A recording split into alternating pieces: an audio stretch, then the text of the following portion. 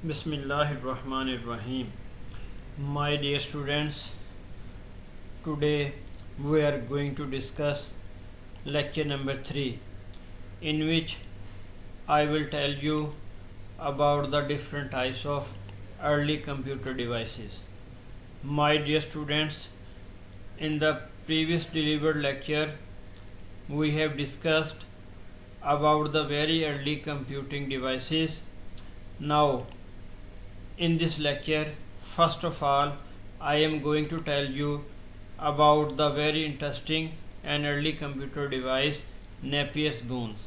My dear students, आखिरी lecture के अंदर जो आपको डिलीवर किया गया था उसमें मैंने आपको असाइनमेंट दी थी कि आपने नेपियर स्पून्स की जो अपेरेंट लुक है इसको अच्छी तरीके से देखना है और रियलाइज़ करना है। इसके हर सेल के अंदर जो हमारे पास दो एंट्रीज़ हैं उनकी एक स्पेसिफ़िक अरेंजमेंट है। तो उम्मीद है कि आपने इसको अच्छे तरीके से इस पर गौर कर लिया होगा। तो अगर आप देखें ये हमारे पास 9 है, जो हमारे पास ये फ़र्स्ट रो है और ये हमारे पास फर्स्ट कॉलम है।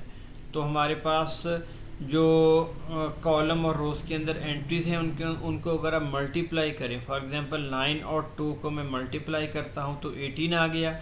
तो इस सेल के अंदर जो ऊपर वाली एंट्री है उसके अंदर लेफ़्ट डिजिट लिखा हुआ है और जो राइट एंड और जो नीचे वाली एंट्री है उसके अंदर right digit my dear students लिखा हुआ है। तो इसी तरतीब से ये सारी के सारी नेपियर स्पून को फॉर्म किया गया है। आप 6 की एग्जांपल ले लें, 6 और 7 को मल्टीप्लाई करें तो 42। ये 4 हमने ऊपर वाले हिस्से के अंदर लिख दिया और 2 को नीचे वाले हिस्से के अंदर लिख दिया। तो इसी तरीके से इसकी तरतीब है। तो आपने इसको अच्छी तरीके से देखना है। इसको आपने जो should be kept in mind should be kept in your mind the specific arrangements of the Napier spoon। तो नेक्स्ट स्लाइड के अंदर हम देखते हैं कि हाउ डज़ इट वर्क। तो इसको हम प्ले करते हैं।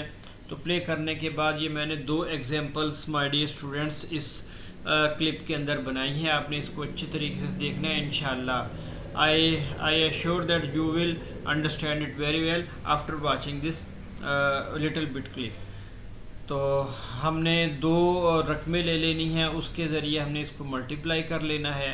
तो for example if we have to multiply 6, 4, 7, 3 and 8। अब हम इसको मल्टीप्लाई करना है। तो हमारा फर्स्ट स्टेप क्या है कि you should take out the particular Boons from the box. अब 6 की बून को हमने बाहर निकाल लिया, उसके बाद 4, उसके बाद 7 एंड 3। तो आप देखिएगा कि इसके ज़रिए हम कितनी आसानी के साथ ये मल्टीप्लिकेशन प्रोसेस को बिल्कुल एक्यूरेटली और एफिशिएंटली परफॉर्म कर सकते हैं। अब आप 8 के साथ हमने इसको मल्टीप्लाई करना है। तो ये 8 के ऊपर हमने ये एक छोटा सा रेक्टेंगुलर रख दिया। अब आपने इन रकमों को देखना है कि किस तरीके से हम अपने फाइनल कैलकुलेशन की तरफ जाएंगे। 4 को आपने एज इट इज़ लिख दिया, 6 और 2 को आपने ऐड कर दिया, 5 और 2 को आपने ऐड कर दिया, 8 और 3 को ऐड करेंगे तो हमारे पास 1 कैरी आ जाएगा, 1 यहाँ पे लिख दिया। 4 और 1 एक जो कैरी था वो हमारे पास 5 आ गया। तो 5, 1, 7, 8, 4 ये हमारे पास फाइनल आंसर आ गया। तो मज़ीद इसको अंडरस्टैंड करने के लिए हमारे पास एक और मेथड भी मौजूद है ग्राफिकली शो करने के लिए। बिल्कुल उसी तरीके से ये देखें 4 और वैसे ही आ गया, 6 और 2 को हमने ऐड किया तो ये बाकी प्रोसेस भी हमने उसी तरीके से कंप्लीट कर लिया। तो माय डियर स्टूडेंट, इसी तरीके से ये आपके असाइनमेंट्स हैं कि आपने कुछ रकमें अपनी तरफ से लेके इसके ज़रिए आपने मल्टीप्लिकेशन के प्रोसेस को परफॉर्म करना है। तो ये हमारे पास एग्जांपल नंबर 1 आ गई। तो इंशाल्लाह नेक्स्ट एग्जांपल जो भी मैं आपको दिखाऊंगा उसके ज़रिए हम कदरे बड़ी रकमों को मल्टीप्लाई कर सकते हैं very efficiently and highest degree of accuracy. तो हमारे पास 8, 4, 5 को हमने मल्टीप्लाई करना है 4, 7 के साथ। तो आपकी आसानी के लिए इसको अंडरस्टैंड करने के लिए हम इसको ख़ुद भी बिल्ड कर सकते हैं। तो हमने उतने सेल्स को हम ड्रा कर लेंगे, बना लेंगे। ये सेल हम बना रहे हैं, इसको अच्छी तरीके से आप ज़हन नशीन कर लें। it will be very helpful for you to understand the basic structure of Napier's spoon device. تو یہ دیکھیں مائی ڈیئر اسٹوڈنٹ، یہ سیلز آر بینگ کریٹڈ، یہ ہم نے سیلز کو کمپلیٹ کر لیا۔ اس کے بعد میں نے آپ کو بتایا کہ ایچ سیل کنٹینز 2 انٹریز، تو 2 انٹریز لکھنے کے لیے اس کو ہم 2 حصوں کے اندر ڈیوائیڈ کر رہے ہیں۔ یہ ہم نے اس کو ڈیوائیڈ کر دیا۔ اس کے بعد اس کے اندر ہم رقموں کو لکھیں گے۔ 8 4 5 ہم نے ایک سائڈ پہ لکھ دیا اور 4 7 کو ہم دوسری سائڈ پہ لکھ دیں گے۔ اس کے بعد اگلا سٹیپ ہمارے پاس وہی ہوگا، آپ نے ریکوائرڈ بونز کو باکس کے اندر سے نکالیں۔ اس کے بعد 8، اس کے بعد 4، اس کے بعد 5، یہ ہمارا پہلا سٹیپ کمپلیٹ ہو گیا۔ اب ہم نے 4 اور 7 کے ساتھ اس کو ملٹیپلائی کرنا ہے، تو اب آپ یہ دیکھیں 4 اور 7 کے ساتھ کس طریقے سے یہ ملٹیپلائی ہوگا۔ یہ دیکھیں 4 پہ ہم نے ریکٹینگولر کو پلیس کیا اور وہ رقموں کو ہم نے لکھ لیا، 0 1 2 اینڈ 3 6 2۔ یہ دیکھیں یہ ہم نے اس کو لکھ لیا۔ اسی طریقے سے اب ہم اس کو ریکٹینگولر کو پلیس کریں گے 7 کے ڈیجٹس کے اوپر اور باقی رقمیں لکھیں گے بالکل اسی طریقے کو اڈاپٹ کرتے ہوئے۔ دیکھیں 7 5 6 2 8 اینڈ 3 5۔ یہ ڈسٹنگش کرنے کے لیے، ڈفرینس کریٹ کرنے کے لیے اس کو علیحدہ کلرز کا استعمال کیا جا رہا ہے تاکہ آپ بالکل ایزیلی اس کو انڈرسٹینڈ کر سکیں۔ یہ دیکھیں یہ ہم نے یہ پروسیس کمپلیٹ کر لیا۔ اب اس کے بعد ہمارے پاس کیا ہوگا، اب ہم نے اس کو اسی طریقے سے کیلکولیشن پرفارم کرنی ہے as we have done in the last example of this lecture.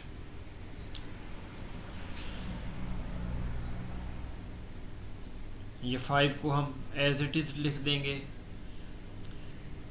اور اس کے بعد 8 3 اور 0 کو ایڈ کریں گے تو ہمارے پاس آنسر آ گیا 11، ایک کیری چلا گیا، 6 2 6 2 کو ایڈ اور 1 کو ایڈ کریں گے تو ہمارے پاس 7 اور ایک کیری چلا گیا 5 اور 1 + 2 + 1 ہمارے پاس 9 آ گیا اور 3، اور یہ ہمارے پاس آنسر آ گیا 3 9 7 1 5۔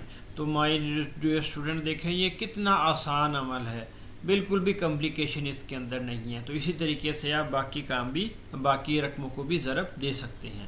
اس کے بعد ہمارے پاس امپورٹنٹ فیچرز آ گئے اس کے، یہ میں نے یہاں پر مینشن کر دیے ہیں۔ یہ کیلکولیٹنگ ڈیوائس تھا، اس کو مینولی آپریٹ کرتے تھے اور اس کی مدد سے ملٹیپلیکیشن کا پروسیس بہت زیادہ تیز ہو گیا اور غلطیوں کے چانس کم ہو گئے، اور یہ پریویس انوینشنز کی نسبت کافی چھوٹی ڈیوائس تھی۔ اس کے بعد ہمارے پاس سلائڈ رول آ گیا۔ یہ سلائڈ رول کی ہمارے پاس شکل ہے، اس کے بھی کچھ فیچرز ہیں ہمارے پاس جو یہاں پر مینشن کر دی ہیں۔ اس کے ذریعے ہم بڑی تیزی کے ساتھ مختلف طرح کے آپریشنز کو پرفارم کر سکتے تھے، اور سب سے زیادہ جو آسانی کے ساتھ پرفارم کر سکتے تھے ملٹیپلیکیشن، ڈویژن اور square root, cube root, etcetera اور ٹیگنومیٹک آپریشن بھی اس کے ساتھ کر سکتے تھے ہم بڑی آسانی کے ساتھ پرفارم۔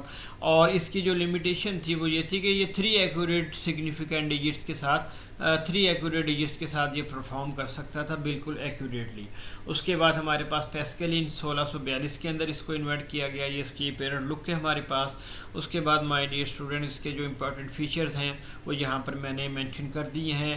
اس کو فرینچ میتھمیٹیشین نے 1642 کے اندر انوینٹ کیا۔ اس کو ارتھمیٹک مشین بھی کہا جاتا ہے، اور اس کے اندر مختلف طرح کے ویل ہوتے تھے، ان ویلز کو روٹیٹ کر کے ہم اپنا مطلوبہ کام کر سکتے تھے، اور یہ ڈویژن اور ملٹیپلیکیشن کو سپورٹ نہیں کرتا تھا۔ تو my dear student our lecture has been completed, and inshallah in the next coming lecture we will discuss about the remaining computer early device. Okay, اللہ حافظ.